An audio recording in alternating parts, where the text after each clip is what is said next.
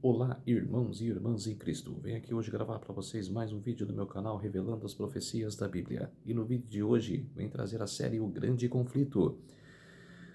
O título de hoje é Os Pais Peregrinos que, que chegaram na América. O título dos outros livros é América, mas é a mesma coisa. Que eram os pais peregrinos que chegaram na América, que eram refugiados da Europa, que eram tentando, fugindo da Europa. Por isso eu vou contar essa história da serva Ellen G. White, que contou aqui no livro O Grande Conflito, para vocês, para saber o que aconteceu, cara, no século 17, tá ok? Bom, eu preciso da ajuda de vocês para, antes disso, de eu contar essa história, eu preciso da ajuda de vocês para se inscreverem no meu canal Revelando as Profecias da Bíblia. Deixe seu like, ative os sininhos de notificações para receber o meu vídeo e compartilhe com o maior número de pessoas que vocês puderem o conteúdo do meu canal, tá ok? Conto com vocês, cara, para me ajudar aqui no YouTube. É de graça, cara, não custará nada, nada, nada para vocês, tá ok? Vamos orar para fortalecer mais a nossa fé. Querido Deus e Pai, muito obrigado por este dia do Senhor que começou ontem ao pôr do sol e que termina hoje ao pôr do sol. 24 horas de adoração e louvor no sábado do Senhor, meu Pai. Por isso, meu Deus, venho aqui hoje gravar mais um vídeo aqui no meu canal, trazendo a Tua palavra, trazendo a história da Idade Média. Agora, hoje, quero contar a história dos pais peregrinos que fugiram da Inglaterra para os Estados Unidos. Por isso, meu Deus, venho aqui hoje trazer para todos os povos, nações e línguas a história desses reformadores, dessas pessoas que fugiram da Europa pela perseguição papal e foram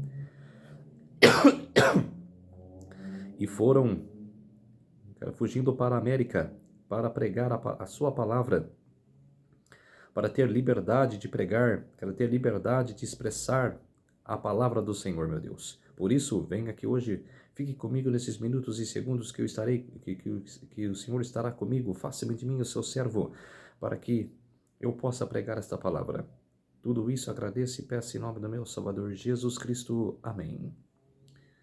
Então, povo de Deus, vamos lá. Irmãos e irmãs em Cristo, os pais peregrinos. Os reformadores ingleses, a despeito de renunciarem às doutrinas do romanismo, haviam conservado muitas de suas formas. Assim, embora rejeitando a autoridade e o credo de Roma, não poucos de seus costumes e cerimônias foram incorporados ao culto da Igreja Anglicana. Argumentavam-se que essas coisas não envolviam questões de consciência, embora não ordenadas nas Escrituras e, portanto, não essenciais, não deveriam ser proibidas por não trazerem em si nada intrinsecamente mau. Sua observância tendia a estreitar o abismo que se separava as igrejas reformadas de Roma. Concluía-se que elas promoveriam a aceitação da fé protestantes pelos romanistas. Esses argumentos pareciam conclusivos para os conservadores e transigentes. Havia, porém, outra classe que não pensava deste modo. O fato de que esses costumes tendiam a construir uma ponte sobre o abismo entre Roma e a Reforma. Quem escreveu isso foi Martin. Já era, ao seu ver, um argumento irretocável contra sua conservação. Consideravam estas formas como distintivas da escravidão da qual haviam sido libertados, e para a qual não sentiam qualquer disposição de retornar, razoavam que Deus, em sua palavra, estabeleceu diretrizes para a direção de seu culto, e que os homens não estão em liberdade de lhes fazer acréscimos ou supressões. O início da grande apostasia constituiu em fazer da autoridade da Igreja um suplemento da autoridade de Deus. Roma começou a impor que Deus não tinha proibido, e acabou por proibir o que ele havia explicitamente ordenado. Muitos desejavam ardentemente retornar à pureza e simplicidade de que caracterizavam a Igreja primitiva. Consideravam-se muito dos costumes estabelecidos pela Igreja Anglicana como monumentos da idolatria, e não podia em sã consciência unir-se ao seu culto, mas a Igreja, com o suporte da autoridade civil, não permitia nenhuma disseção em relação às suas formas. A frequência aos cultos era exigida por lei, e assembleias não autorizadas eram proibidas sob pena de prisão, exílio e morte. No começo do século XVII, o monarca que acabaria de subir ao trono da Inglaterra declarou sua decisão de fazer com os puritanos: se conformassem ou seriam afligidos, até saírem do país ou coisa pior. Isso que encontra no livro é a História dos Estados Unidos da América, George Brankfort. Perseguidos e aprisionados não podiam divisar no futuro nenhum aceno de dias melhores e renderam-se à convicção de que, para que os quiserem servir a Deus segundo os ditames de sua consciência, a Inglaterra havia cessado para sempre de ser um lugar habitável. No livro História da Nova Inglaterra, de J.G. Palfrey. Alguns afinal resolveram buscar refúgio na Holanda. Ali acabaram encontrando dificuldades, prejuízos e prisão. Seus propósitos foram frustrados e foram traídos e entregues às mãos de seus inimigos. Mas a inflexível perseverança finalmente triunfou e encontraram um abrigo nas praias amigas da República Holandesa. Em sua fuga deixaram suas casas, bens e meios de vida. Eram forasteiros em terra estranha entre um povo de língua e costumes diferentes.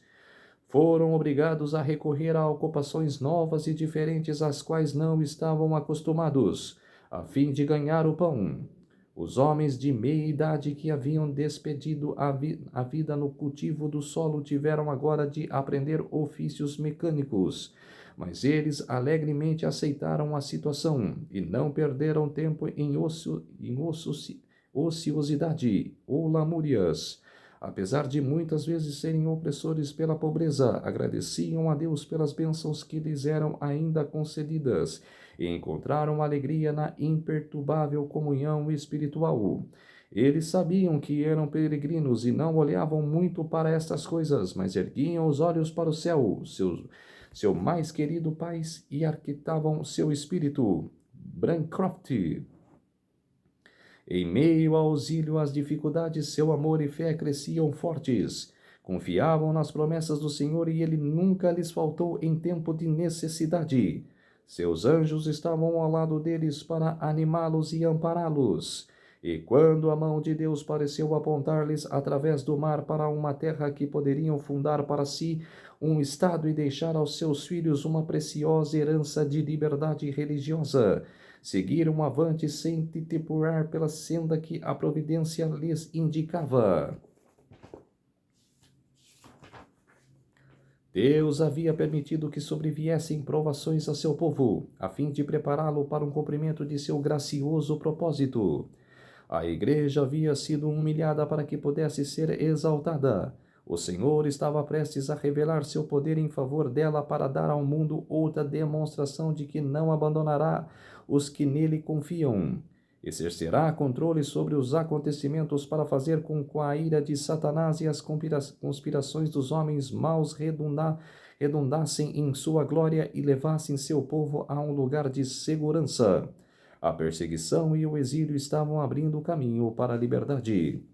Quando inicialmente compelidos a separar-se da igreja anglicana, os puritanos se uniram em solene concerto com o povo livre do Senhor, para andarem em todos os seus caminhos, tornados conhecidos ou serem conhecidos. No livro Os Pais Peregrinos, de John Brown. Ali estava o verdadeiro espírito da reforma, o princípio vital do protestantismo. Foi com esse propósito que os peregrinos partiram da Holanda em busca de um lar no Novo Mundo. John Robinson, seu pastor, que foi providencialmente impedido de os acompanhar, disse em seu discurso de despedidas aos exilados: Irmãos, estamos prestes a nos separar. E o Senhor sabe se viverei para ver novamente o rosto de vocês. Mas quer que o Senhor permita isso ou não, exorto-vos perante Deus e seus santos anjos a não me seguir além do que eu tenha seguido a Cristo.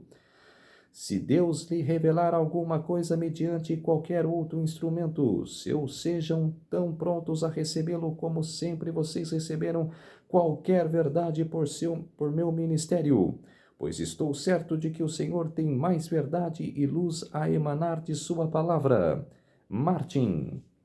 De minha parte, não posso lamentar suficientemente a condição das igrejas reformadas, que atingiram um ponto em sua religião e não foram mais além do que os instrumentos de sua reforma. Os luteranos não poderão ser atraídos para ir além do que Lutero viu. E os calvinistas, vocês compreendem, detiveram-se onde foram deixados por aquele grande homem de Deus, que não viria todas as coisas, contudo, que não viria todas as coisas contudo. Esta é uma miséria que temos muito a lamentar, pois a despeito de terem sido lumiares brilhantes em seu tempo, todavia não penetraram em todo o conselho de Deus. Mas se hoje estivessem vivos, seriam tão dispostos a abraçar a luz adicional como fizeram com aquela que primeiro receberam. História dos Puritanos, de Neon. Lembra-se do concerto de sua igreja no qual vocês concordaram em andar em todos os caminhos do Senhor, já conhecidos ou ainda a conhecer. Lembre-se da promessa e concerto com Deus e uns com os outros que fizeram, de acolher qualquer luz e verdade, tornadas conhecidas a vocês e procedentes de sua palavra escrita. Mas além disso, tomem cuidado, eu lhes suplico, com aquilo que vocês recebem como verdade. Examinem-no, considerem-no, comparem-no com outros versículos da verdade antes de o receberem, pois não é possível que o mundo cristão devesse sair tão recentemente das pesadas trevas espirituais e que a perfeição do conhecimento fosse atingida de uma só vez. Martin. Foi o desejo de liberdade de consciência que inspirou os peregrinos a enfrentarem os perigos da longa jornada através do mar, a suportarem as durezas e perigos das selvas e lançarem com as bênçãos de Deus nas praias da América o fundamento de uma poderosa nação. Embora sinceros e tementes a Deus como fossem, os peregrinos não haviam ainda compreendido o grande princípio da tolerância religiosa. A liberdade pela qual eles tanto se sacrificaram não estavam igualmente prontos a conceder a outros. Muito poucos, mesmo dentre os mais eminentes pensadores e moralistas do século XVII, tinham uma correta concepção do grande princípio resultante dos ensinos do Novo Testamento, o que reconhecem a Deus como o único juiz da fé humana. Martin. A doutrina de que Deus confiará à Igreja o direito de reger a consciência de definir e punir a heresia é um dos erros papais mais profundamente arraigados, posto que os reformadores rejeitassem o credo de Roma. Não estavam inteiramente livres de seu espírito intolerante. As densas trevas nas quais, no discurso de seus longos séculos de predomínio, o papado havia envolvido toda a cristandade, não tinham sido ainda completamente dissipadas, disse um dos principais ministros da colônia da Bahia, de Massachusetts. Foi a tolerância que tornou anticristão o mundo. A Igreja nunca sofreu dano com a punição dos hereges. Martin. Os colonos adotaram um regulamento que estabelecia que apenas membros da Igreja poderiam ter participação no governo civil. Foi formada uma espécie de igreja estatal, e todo o povo obrigado a contribuir para a manutenção do clero. Os magistrados receberam autoridade para desarraigar a heresia. Assim, o poder secular ficou nas mãos da Igreja. Não demorou muito tempo para que essas medidas conduzissem a um resultado inevitável, a perseguição. 11 anos depois da fundação da primeira colônia, Roger Williams viajou para o Novo Mundo. Como os primeiros peregrinos, ele veio para desfrutar liberdade religiosa, mas diferentemente deles viu que tão poucos em seu tempo haviam visto, que essa liberdade era um direito inalienável de todos, qualquer que pudesse ser seu credo. Ele era um ardoso pesquisador da verdade e, juntamente com Robinson, sustentava ser impossível que toda a luz da palavra de Deus já houvesse sido recebida. Williams foi a primeira pessoa da cristandade moderna a afirmar em sua plenitude a doutrina da liberdade de consciência, a igualdade de opiniões perante a lei. Bancroft declarou ser dever do magistrado restringir o crime, mas nunca controlar a consciência. O público ou magistrados podem decidir, disse, o que é devido de homem para homem, mas quando tentam perpetuar os deveres do homem para com Deus, estão fora de seu lugar, e não pode haver segurança, pois está claro que o magistrado tem esse poder. Pode decretar um conjunto de opiniões ou crenças hoje e outro amanhã, como foi feito na Inglaterra por diferentes reis e rainhas, e por diferentes papas e concílios na Igreja Romana, de forma com essa crença tornar-se-á um amontado confuso. Martin. A frequência dos cultos da Igreja oficial era exigida sob a pena de multa ou prisão. Williams condenou a lei. O pior estatuto do Código Inglês era aquele que tornava obrigatória a assistência compulsória à Igreja paroquial. Ele considerava que compelir os homens a se unirem às de credo diferente era uma aberta violação de seus direitos naturais. Arrastar ao culto público os religiosos, os que não estavam dispostos a isso, parecia como exigir a hipocrisia. Diziam ainda que ninguém deveria ser forçado a prestar ou custá-lo contra a sua vontade. Que? Isso é uma pergunta.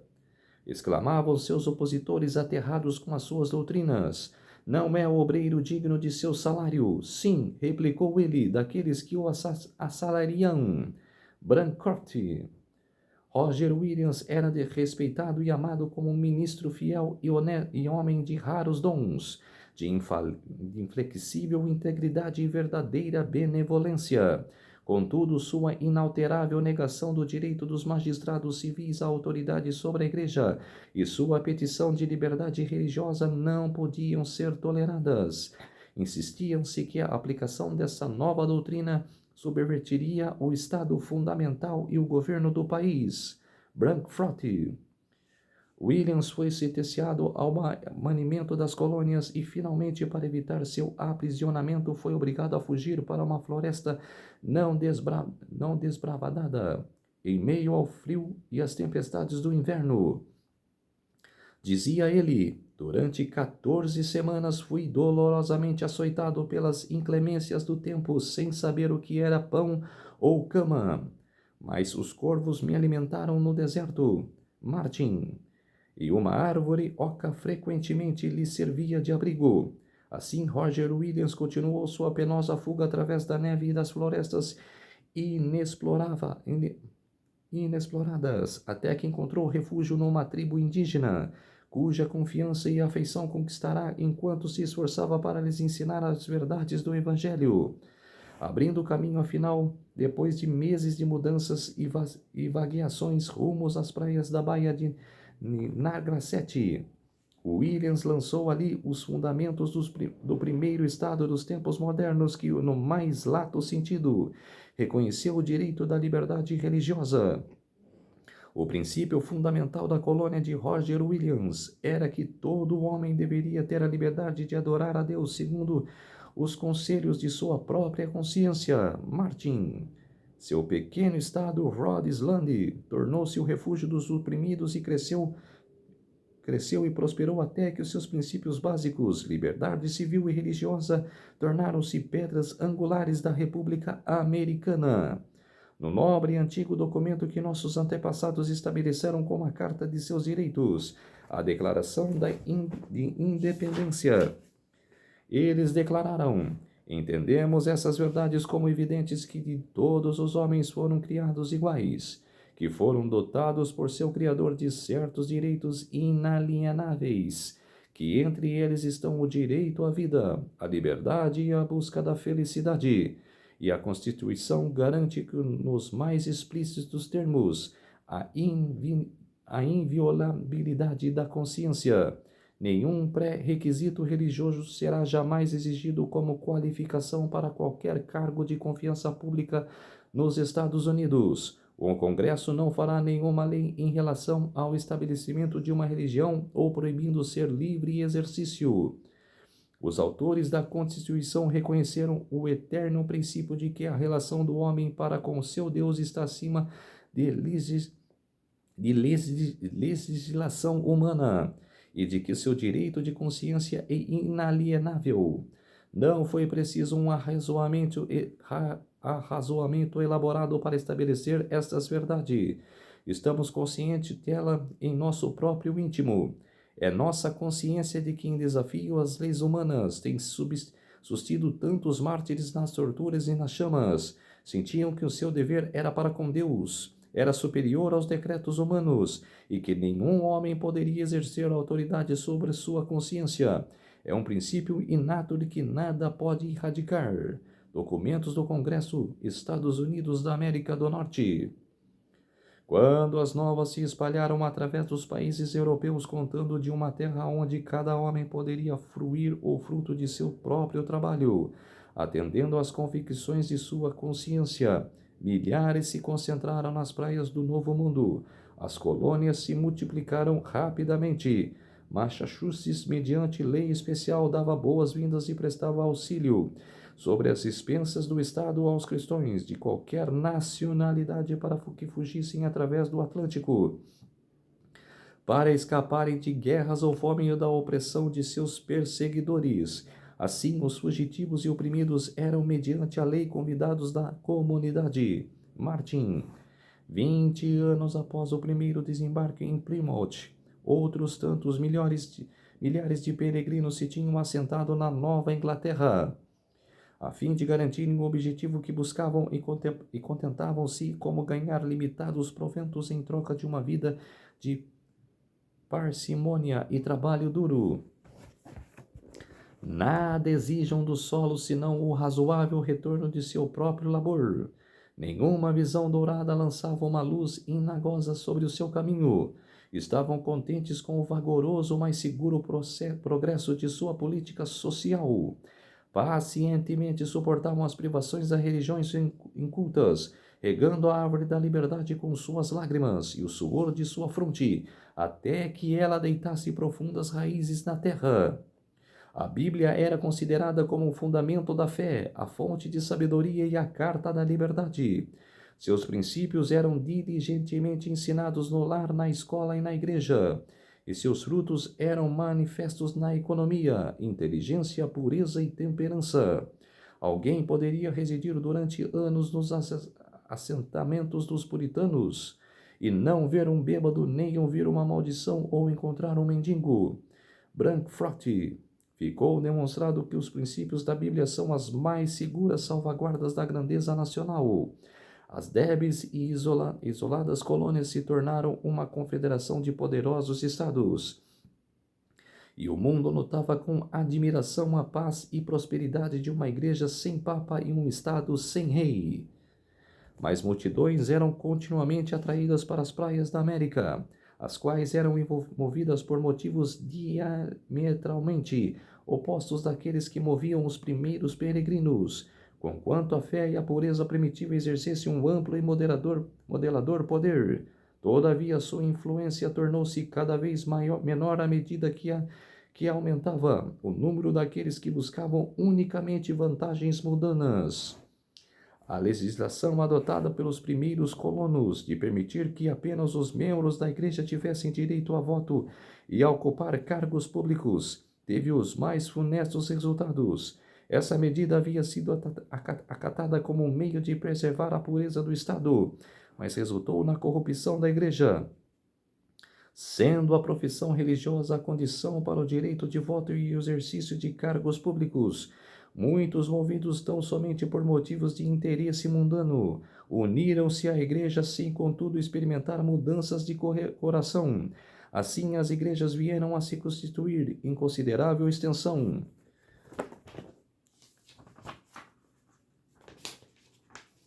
De pessoas não convertidas. Mesmo no ministério havia aqueles que não apenas sustentavam erros doutrinários, mas que eram ignorantes do poder renovador do Espírito Santo. Assim, novamente ficaram demonstrados os maus resultados tão frequentemente testemunhados na história da Igreja, desde os dias de Constantino até o presente, a tentativa de edificar a Igreja com a ajuda do Estado, apelando para o poder secular em apoio do Evangelho daquele que declarou: "O meu reino não é deste mundo", João 18:36. A união da Igreja com o Estado, não importa quão leve possa ser, e conquanto pareça atrair o mundo mais para perto da Igreja, em realidade não a leva senão para mais perto do mundo. O grande princípio tão nobremente advogado por Robinson e Roger Williams, de que a verdade é progressiva, de que os cristãos devem estar prontos para aceitar toda a luz que possa brilhar da santa palavra de Deus, foi perdido de vista por seus descendentes. As igrejas protestantes da América, bem como as da Europa, tão altamente favorecidas pelo recebimento das bênçãos da Reforma, fracassaram em seguir avante na senda que havia delineado, assim que surgisse nos tempos em tempos que pugilo de homens fiéis para proclamar nova verdade e expor o erro tão longamente acariciado. A maioria, como os judeus do tempo de Cristo ou os papistas do tempo de Lutero, contentavam-se em crer como creram seus pais e viver como eles viveram. Consequentemente, a religião degrenou-se novamente em formalismo, e os erros e superstições que teriam sido postas de lado se a Igreja houvesse continuado a andar na luz da palavra de Deus, foram conservados no coração. Assim, o espírito inspirado pela reforma foi gradualmente desaparecendo, até que houvesse tão grande necessidade de reforma nas igrejas protestantes como na igreja romana no tempo de Lutero. Havia o mesmo mundanismo e estupor espiritual, idêntica reverência às opiniões de homens e substituição dos ensinos da palavra de Deus por teorias humanas. A ampla circulação da Escritura Sagrada na primeira parte do século XVII e a grande luz assim derramada sobre o mundo não foram seguidas de um correspondente avanço no conhecimento da verdade, revelada na religião experimental. Satanás não pode, como nos séculos anteriores, privar o povo da palavra de Deus. Esta foi colocada ao alcance de todos, porém, com a intenção de ainda realizar seu objetivo. Ele levou muitos a considerá-la de pouca importância. Os homens negligenciavam pesquisar as Escrituras e assim continuaram a aceitar falsas interpretações e acariciar doutrinas que não tinham fundamento na Bíblia. Observando o fracasso de seus esforços para esmagar a verdade mediante perseguição, Satanás novamente utilizou o plano de transigência. Ele resultou na grande apostasia e na formação da Igreja de Roma. Ele induziu os cristãos a se alienarem não como os pagãos, mas como aqueles que, por sua dedicação às coisas deste mundo, tinham provado serem tão verdadeiramente idólatras como eram os adoradores de imagens de escultura. E os resultados desta união não foram menos perniciosos então do que os dos séculos anteriores. O orgulho e a extravagância eram estimulados sob disfarce de religião.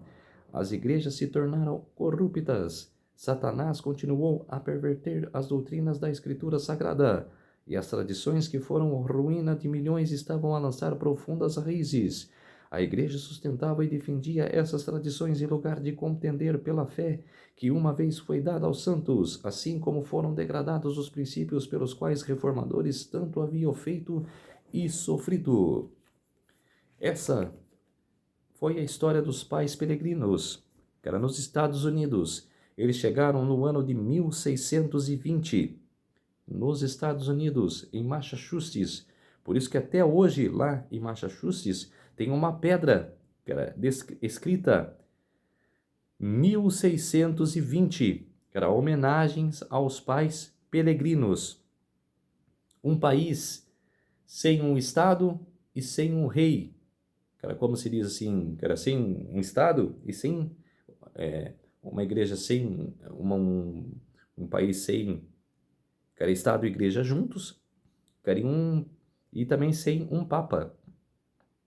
Porque o que o Papa fazia? Ele regia, que era igreja e Estado. Ele colocava reis e rainhas em seu trono. E se não concordassem com ele, ele tirava do trono. Ele tinha esse poder. Ele dominava a igreja e o Estado. Todos os reis e rainhas eram compelidos a ele. Prestava serviços a ele. E hoje não é diferente. Presidentes, rainhas, reis que tem nos países da Europa, para onde vão? Vaticano. Para onde concede a bênção? Vaticano. O que aconteceu na Idade Média, cara, não mudou nada do que acontece nos dias de hoje. Então, a Reforma Protestante, cara, que foi criada em 31 de outubro de 1517, aquele que hoje faz 107 anos 507 anos, desculpe, 507 anos da Reforma, que completou o ano passado, 31 de outubro, 507 anos da Reforma Protestante. Aquela reforma foi verdadeira. John Wycliffe, Martim Lutero, John Hus, Jerônimo de Praga, John Wesley, e vários reformadores que cresceram depois que John Wycliffe começou a reforma, milhares de reformadores, mas viveram na verdade, creram na palavra de Deus, pregaram a palavra de Deus. E o que é hoje o protestantismo, nos dias de hoje? Se apostatou. A igreja protestante de hoje, se apostatou. Não está vivendo mais o que esses reformadores viveram na Idade Média.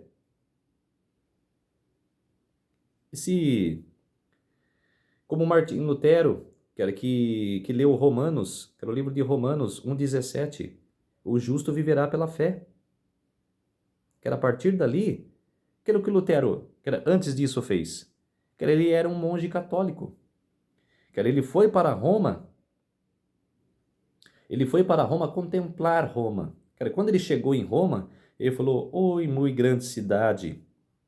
Minha Roma de meu coração."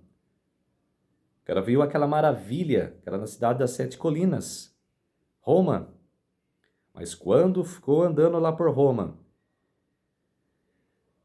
ele andou por Roma, ele viu as abominações, que os padres, os monges, faziam. Ele sentiu um temor no coração, ele sentiu uma angústia sem precedentes. Ele sentiu uma angústia, que ele viu aquelas abominações no Vaticano, e foi até uma Bíblia que estava presa, e leu ela. O justo viverá pela fé. A partir dali, ele se separou de Roma. Isso foi em 1508.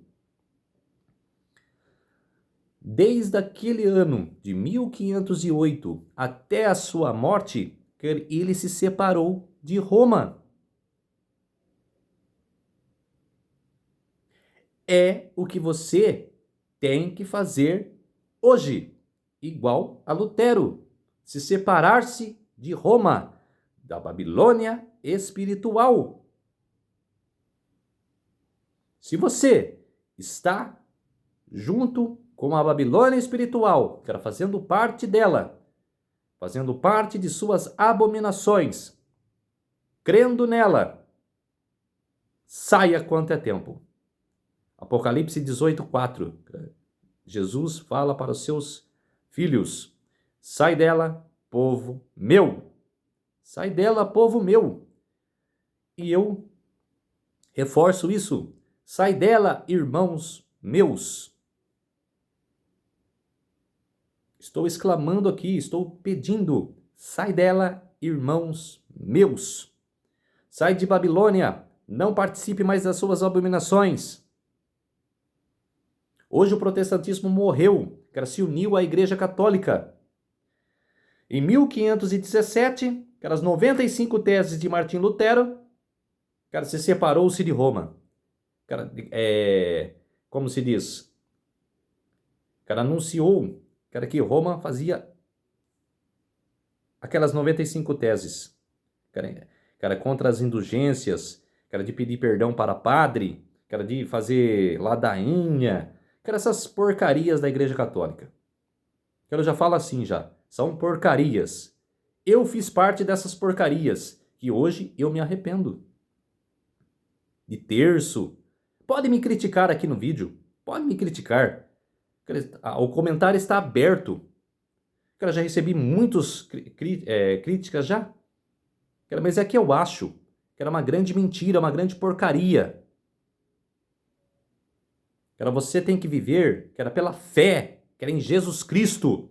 Cara, por Deus, não por padres. Cara, pela igreja mundana. Cara, a igreja apostólica católica romana.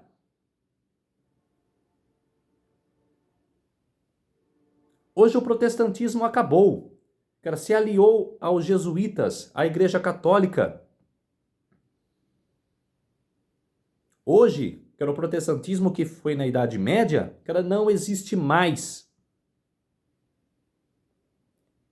E o que Satanás fez com essa data? Cara, de 31 de outubro, cara, que foi a conquista, cara, da verdade, cara, sobre o erro da Igreja Romana.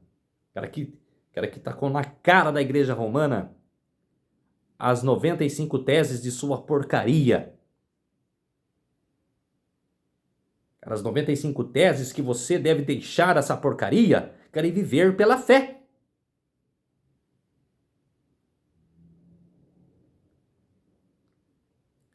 ...507 anos de reforma protestante que hoje, cara, não vale mais o que viveu os reformadores na Idade Média.